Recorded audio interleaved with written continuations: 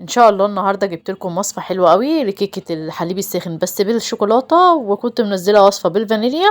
هبقى انزل لكم اللينك بتاعها في صندوق الوصف تحت عشان تقدروا تدخلوا عليها بكل سهوله. طبعا كيكه هشه اسفنجيه جميله جدا، مكوناتها بسيطه خالص. معايا ده كوب سكر، 3 بيضات، نص كوبايه زيت، كوبايه لبن، كوبايه دقيق، عليه نص كوبايه شوكولاته خام، والفانيليا والبيكنج باودر. هجيب بقى 3 بيضات والسكر والزيت والفانيليا، دول اللي هبدأ بيهم الاول، اللي انا اخلطهم كويس جدا بالمضرب الكهربائي. فمش لازم يعني الضرب لغايه لما لونه يبقى فاتح ولونه ابيض. اهم حاجه في كيكه الفانيليا اللي هي بالشوكولاته بالحليب الساخن، هي دي اللي هتخلي القوام بتاعها فاتح كده وابيض. لكن دي هتبقى عادي لان دي الشوكولاته هتغطي على لون طبعا الفوم بتاع البيض.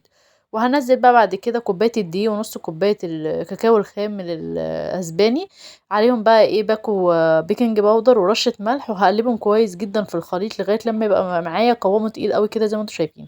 هجيب بقى كوبايه اللبن، هحطها طبعا على النار معاها معلقه سمنه او معلقه زبده، يسخنوا معايا كويس جدا زي ما انتم شايفين، وهنزلها على الكيكه وهقلبها كده لغايه لما ادمج اللبن مع المكونات اللي انا عملتها في الاول اللي هي بتاعه الكيكه. وبعد كده بقى هكون بقى مشغله طبعا الفرن على درجه حراره 180 لمده نص ساعه، واكون مجهزه معايا الصينيه دهنها زيت او سمنه او زبده زي ما انت عايزه، وهنزل فيها مكونات الكيكه، هدخلها الفرن تخلص معايا، وبعد كده اطلعها لكم واوريها لكم، هتبقى طالعه معايا بالشكل ده طريه وجميله جدا. دي كانت الكيكه بقى بالحليب الشوكولاته الساخن اللي طبعا كانت قلبة الدنيا كلها. ان شاء الله تشوفوا الوصفات كلها، ومتنسونيش بقى في اللايك والشير لمطبخ توته.